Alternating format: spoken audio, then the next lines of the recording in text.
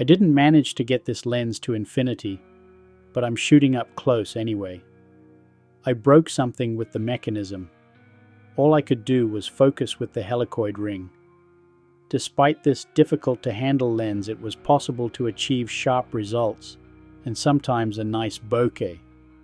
Most of the photos are taken wide open,